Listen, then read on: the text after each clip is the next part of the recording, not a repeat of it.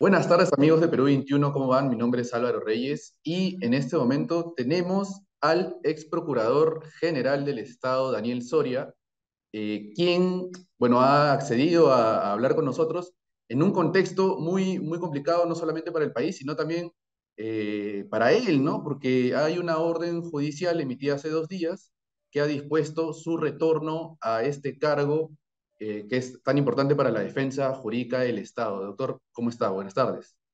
¿Qué tal? Buenas tardes. Gracias por la invitación. En estos últimos días usted ha dado algunas entrevistas al respecto sobre esta resolución y yo quiero empezar preguntándole por un tuit que ha emitido el día de hoy, que usted también lo debe haber leído, el ministro de Justicia, y que paso a leer, dice, habiendo sido notificados ayer del mandato judicial que restituye al señor Daniel Soria como titular de la Procuraduría General, procedimos a enviar el proyecto de resolución para continuar el trámite correspondiente. Soy muy respetuoso del Estado de Derecho y seguiremos trabajando conforme a la ley. Imagino que usted ha leído este tuit, doctor. Quería preguntarle a qué se refiere con este trámite el ministro de Justicia y si realmente un trámite de una orden judicial que ordena eh, una ejecución inmediata, además de su reposición, puede demorar tanto, no llevamos 2 días. Sí, efectivamente, la resolución ordena un acto inmediato y además esa resolución es inimpugnable. En efecto, ha habido un atraso que no se debió haber dado. Sin embargo, habiendo nosotros leído el último mensaje del ministro de Justicia, confiamos en que están en la última etapa de este procedimiento de ejecución, ¿no? Lo que ha querido decir el ministro es que el proyecto de resolución ya ha sido hecho en el ministerio y probablemente ha sido remitido al despacho presidencial para la suscripción correspondiente. Y Ujú, entiendo que se publicaría entonces, si es así, mañana en el diario oficial El Peruano. ujú. Entonces, ¿qué es lo que se tendría que publicar? En principio, la salida del actual procurador Javier León y la reposición de usted, ¿o cuál es el procedimiento en ese caso?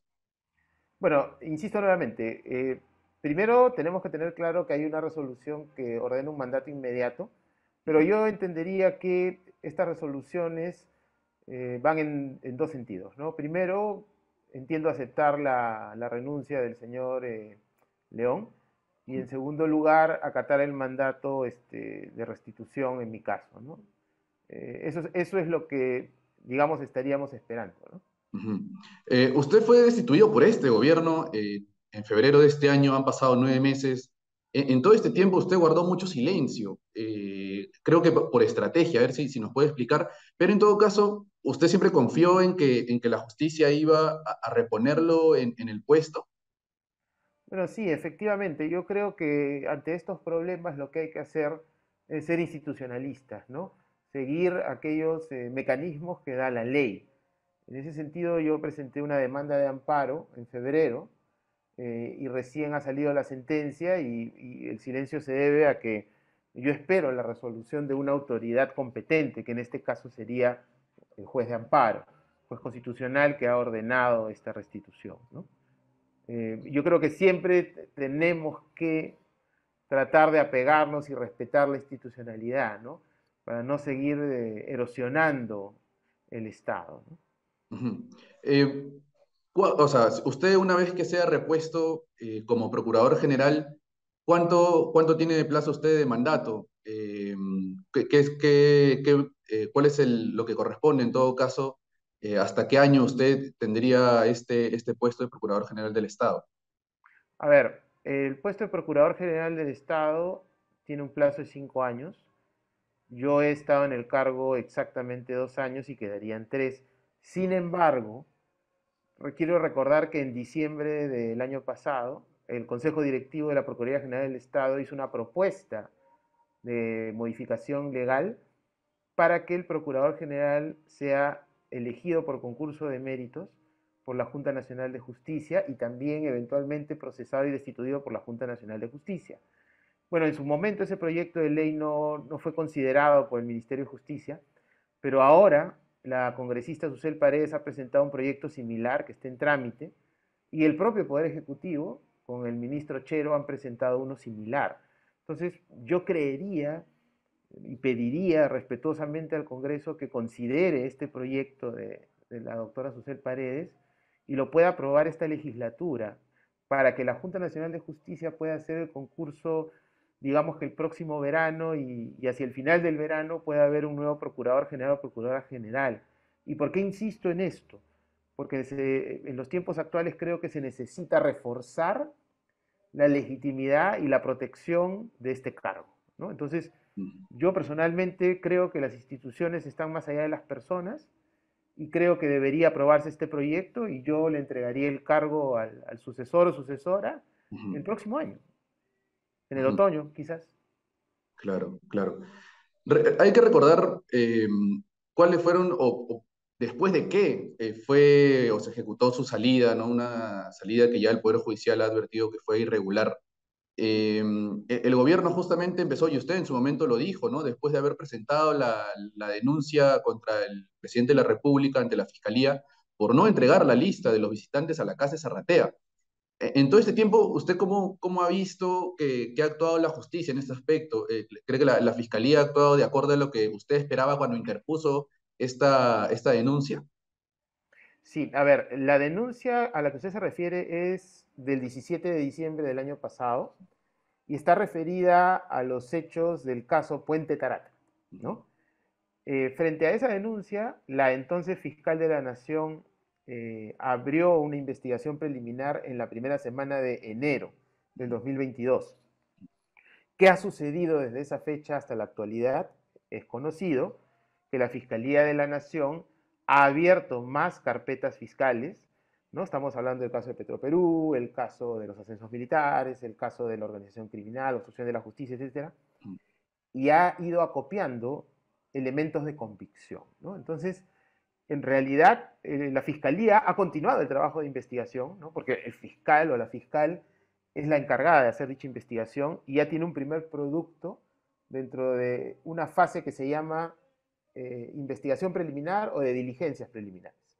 Y ese producto que se ha desarrollado hasta ahora, yo creo que permite decir que se debe continuar la investigación a la segunda fase, que es la investigación preparatoria. Ahora bien, en el caso de los altos funcionarios, entre la investigación preliminar y la investigación preparatoria, se tiene que pasar por el Congreso. Y ese es el momento en el que estamos ahora. La fiscal de la Nación ha presentado los hallazgos de sus diligencias preliminares al Congreso, no ha hecho ninguna acusación, la acusación se hace al final de la investigación, ha presentado estos elementos de las diligencias preliminares y el Congreso tiene ante sí una labor bastante importante y delicada porque tiene que interpretar preceptos constitucionales que se remontan al siglo XIX y que lamentablemente nunca fueron modificados, ¿no? Como por ejemplo el tema de los alcances del artículo 117 de la Constitución, ¿no? ¿El Congreso puede interpretar la Constitución? Sí. No es el supremo intérprete, sino es el Tribunal Constitucional, ¿no? Incluso este caso eventualmente podría llegar al tribunal, por ejemplo, si los altos funcionarios involucrados en estos procedimientos presentan un amparo, por ejemplo, ¿no? Y este amparo llega hasta el Tribunal Constitucional y el Tribunal Constitucional dará la pauta interpretativa definitiva en este caso eventualmente, ¿no? ¿Pero usted cree que ha hecho bien en el marco de la Constitución y de las normas de la Fiscalía al momento de presentar esta denuncia constitucional contra el Congreso? Y sobre todo, ¿y cree que es viable además que el Parlamento proceda a formular una acusación interpretando, de acuerdo al contexto, la Carta Magna? Sí, el resultado, lo que ha hecho la fiscal de la Nación es presentar el resultado de sus diligencias preliminares al Congreso. Entonces lo ha hecho dentro de sus atribuciones. La fiscal de la Nación no ha efectuado ninguna acusación, eso se hace al final de la investigación. De otro lado, cuando el artículo 117 de la Constitución dice de que el presidente no puede ser acusado sino en 4 casos, esa palabra acusación tiene un contexto que se explica incluso históricamente. La acusación se refiere a la acusación constitucional que antes hacía la Cámara de Diputados ante el Senado y que ahora hace la Comisión Permanente ante el Pleno del Congreso, ¿no? El 117 se refiere a esa acusación, no se refiere a la acusación fiscal. Eso es un paso que se va a ver después. Entonces, ese artículo fue pensado para el año 1860, para la Constitución de 1860. Ujú, Entonces, mucho tiempo ha pasado y ahora en un Estado democrático de derecho del siglo XXI es claro que tiene que haber un equilibrio entre las inmunidades de los altos funcionarios y los propósitos de conseguir justicia y combatir la impunidad y la corrupción. ujú, Y ese es el propósito, por ejemplo, de la Convención de Naciones Unidas contra la Corrupción, ¿no? claro, Entonces, lo limpio hubiera sido que el artículo en cuestión se modifique a través del procedimiento de reforma constitucional. ujú, Lamentablemente no se hizo y yo creo que pudo haberse hecho porque desde julio del año pasado han pasado ya 3 legislaturas, esta es la tercera legislatura, ¿no? Se ujú. necesitan 2 legislaturas para la reforma constitucional. Bueno, no se hizo, entonces ahora el Congreso tiene ante sí que realizar una labor interpretativa delicada porque entre los académicos, los profesores y profesoras de Derecho Constitucional, estoy apreciando un debate bastante intenso, ¿no? Entonces, ¿y eso a qué se debe? A que estamos tratando de interpretar normas antiguas, ¿no? Y tratar de ayornarlas. Entonces la pregunta es, ¿se puede interpretar? ¿Hasta dónde se puede interpretar? ¿No es cierto? Y esa es una tarea que ahora, en estos momentos, la tiene el Congreso de la República, ¿no? Mm.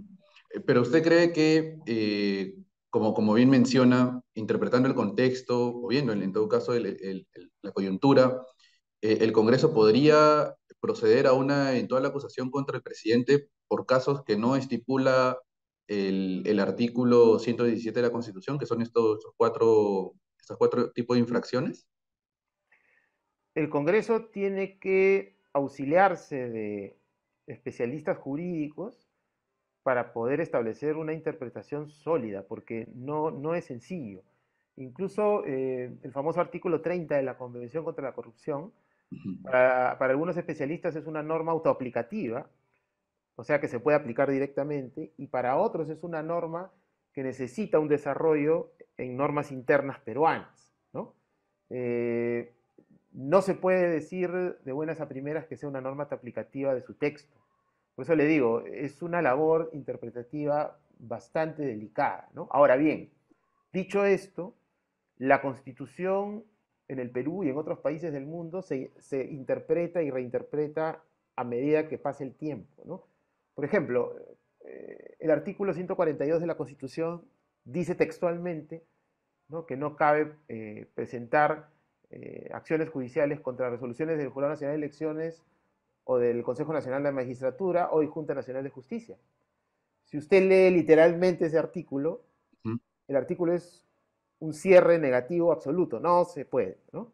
ujú. Pero eso ha sido interpretado por la jurisprudencia del Tribunal Constitucional y ha dicho, bueno, en algunos casos podemos ir a un proceso judicial, un amparo, por ejemplo, contra resoluciones del jurado o de la Junta Nacional de Justicia que afectan derechos fundamentales. Entonces, este ejemplo es un ejemplo de cómo la Constitución se convierte en un ente vivo a través de la interpretación, ¿no? Claro. Pero en todo caso, doctor, lo estoy entendiendo, o sea, usted, por ejemplo, no podría admitir que un presidente, por lo que le estoy escuchando, que un presidente sindicado de encabezar una organización criminal termine su mandato en 2026. Es más o menos lo que, por como lo estoy entendiendo, y que más bien Claro, se debería dar el espacio a la Fiscalía para que continúe la investigación. El Congreso debería habilitar a la Fiscalía para que continúe con esta investigación. claro, o sea, el punto de partida es el siguiente. ¿Existen elementos de convicción a la fecha para seguir investigando? Ujú, Es la pregunta. La respuesta es exacto. sí. Ujú, Pero tenemos el paso forzado por el Congreso. ujú, ¿Cómo superamos el paso forzado? Interpretando el artículo 117. Y mi punto es que esa interpretación tiene que ser bastante fuerte porque estamos hablando de una norma restrictiva, ¿no es cierto? Dice, solo en 4 casos se puede, etc. claro, claro. Ahora, dicho esto, lo que también hay que tener en cuenta es que en una democracia del siglo XXI, ese nivel de inmunidad del 117 es inadmisible, ¿no es cierto? Y la Convención de Naciones Unidas va en ese sentido, tiene que haber un equilibrio, ¿no? Ujú, No se puede anular el propósito de buscar claro. justicia y lucha contra la impunidad versus una inmunidad demasiado intensa, ¿no? Ujú. Ese En, equilibrio hay que buscarlo.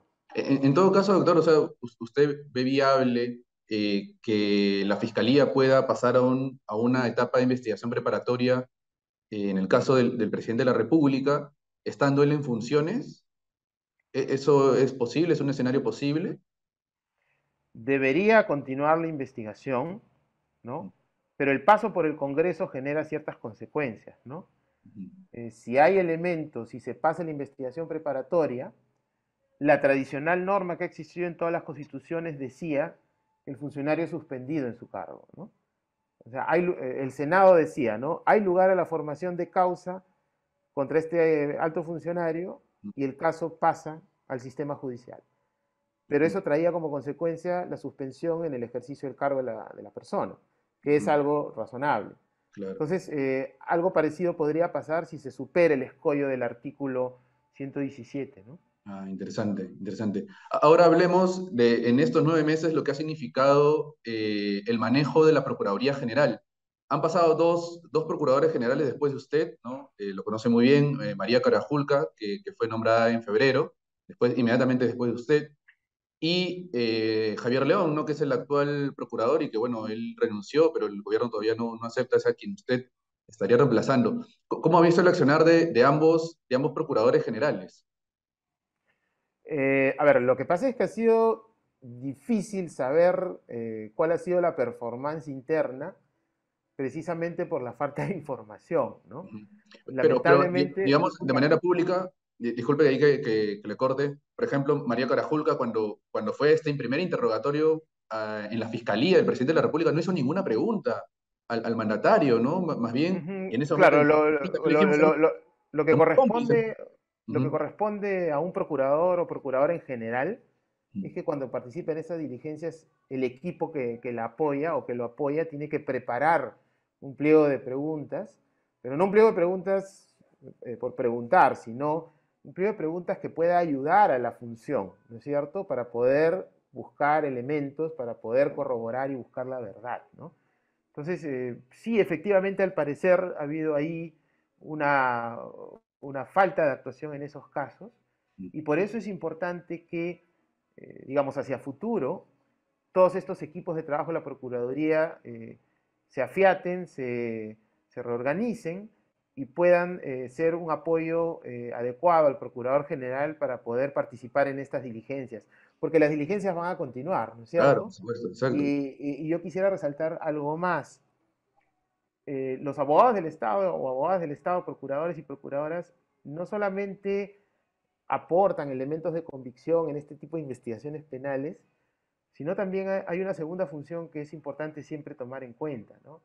El tema de la reparación civil, ¿no? Ujú, O sea, no bastan solo condenas, hay que hacer acciones para que ese dinero que salió de las arcas públicas regrese a las arcas públicas, ¿no?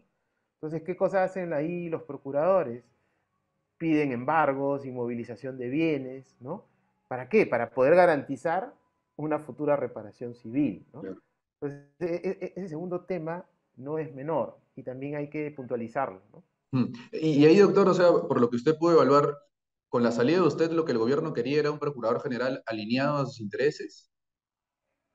O qué era lo que buscaba? Por qué sabiendo que era irregular sacarlo usted, por qué insistió en eso? Y sobre todo, ¿no? Después de lo que hemos visto, eh, han sido procuradores generales complacientes, al menos con el gobierno, ¿no? No han presentado ninguna denuncia, parece que no persiguen Uh -huh.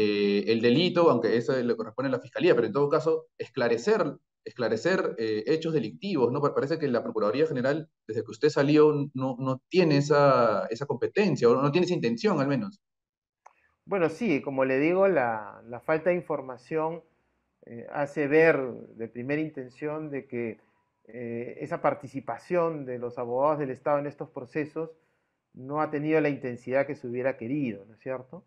Por eso le digo, el objetivo aquí es fortalecer la institución para que se active ese trabajo, ¿no es cierto? Y no solo se active, sino que se mantenga en el tiempo, Ujú, ¿no? Se mantenga en el tiempo, esté quien esté yo, esté cualquier persona en el futuro, este tipo de trabajo autónomo se tiene que dar, ¿no? Por eso ujú. para mí es muy importante reforzar el cargo de Procurador General del Estado a través de la posibilidad de que haya un concurso de méritos abierto, transparente, que la ciudadanía conozca y que no sea una entidad del Poder Ejecutivo, sino la Junta Nacional de Justicia quien haga esa selección. Ujú. Y usted insiste en eso porque le ha quedado claro que la Procuraduría, por lo menos en esta gestión de Pedro Castillo, ha intentado ser manejada por el poder político. Esas son soluciones para poder garantizar la autonomía, efectivamente, ¿no? Yo quisiera que esta solución se dé para que quede hacia futuro, ¿no? Los Ujú. gobiernos van a cambiar, los procuradores van a cambiar, pero esas reglas tienen que seguir manteniéndose en el tiempo para que ese fortalecimiento no decaiga, ¿no? Esa es una de mis preocupaciones actuales. Ahora, dos últimas consultas, doctor. ¿Qué ha proyectado usted para el retorno, para su retorno al cargo de Procurador General? ¿Qué medida? Ya nos ha explicado una, ¿no? De repente insistir o impulsar aún más este proyecto para que sea la Junta Nacional de Justicia la que elija al Procurador General en adelante y ya no sea el Ejecutivo. Pero, ¿qué otra cosa ahí, se proyecta en todo caso en este Uh -huh. retorno a la Procuraduría General? Bueno, hay un aspecto de gestión que es muy importante, ¿no? Porque la Procuraduría es una institución nueva. Entró a operar en febrero del 2020, lamentablemente un mes antes del inicio de los confinamientos de la pandemia. Eso atrasó el trabajo, bueno, no solo de la Procuraduría, sino de todo el Estado peruano, y hay un mandato legal de implementación de las procuradurías en el sentido de transferir las procuradurías a la Procuraduría General.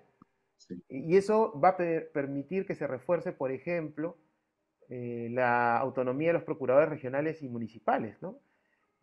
Va a permitir que haya más apoyo en infraestructura, infraestructura informática, capacitación, incluso hacer una línea de carrera, ¿no? Con remuneraciones que sean iguales, digamos, de acuerdo al nivel de la línea de carrera en la que se esté en el sistema de defensa jurídica del Estado, ¿no?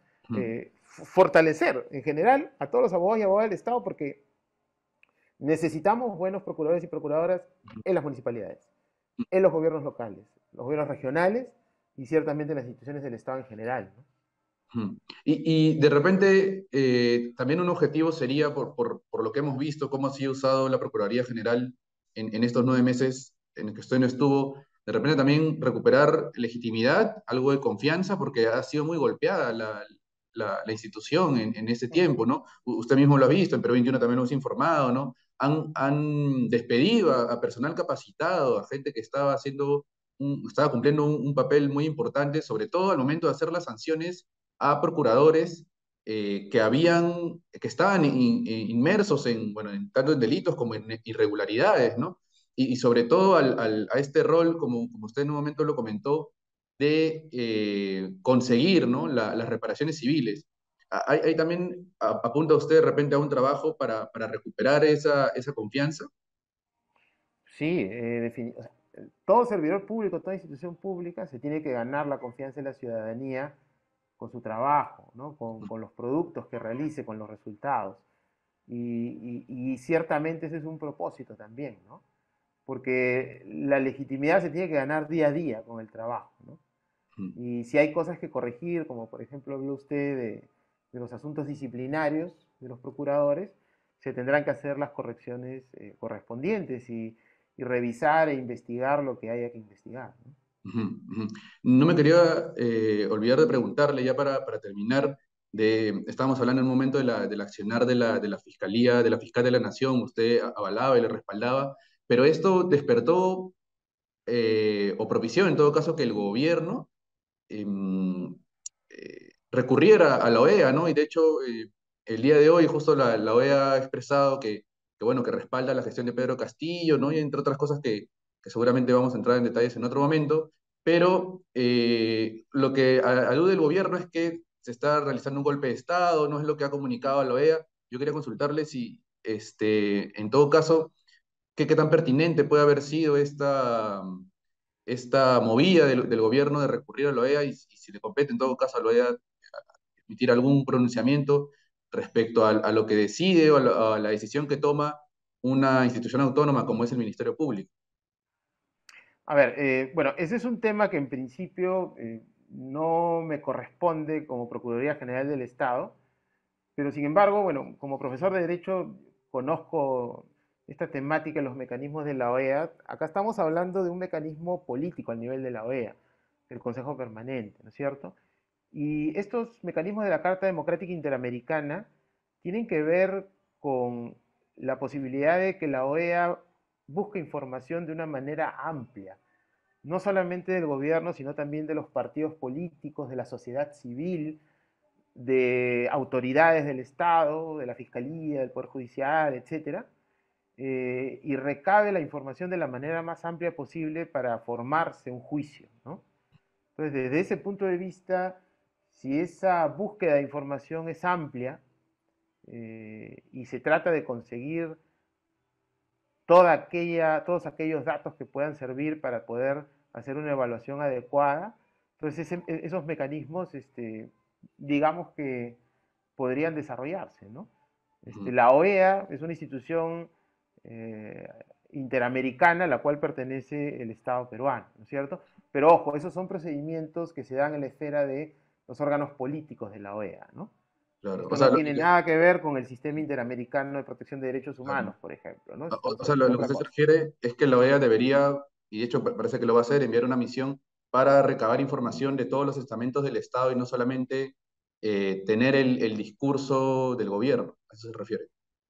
Es que esa es la forma de trabajar en estos casos, ¿no? Ujú, Se busca la sociedad civil, se busca actores que están fuera del gobierno para poder hacer un diagnóstico adecuado, ¿no? En ujú, ese sentido, o sea, la apertura de la información y la transparencia de la información siempre es buena, ¿no es cierto? ujú, Pero este amplio margen de búsqueda de información es el que tiene que darse en todo caso, ¿no? ujú. Entiendo, entiendo. Bien, doctor, agradezco por su tiempo y por esa entrevista. Ya estamos haciendo seguimiento a todo el proceso que corresponde a su reposición. Hasta una próxima oportunidad. Muchas gracias.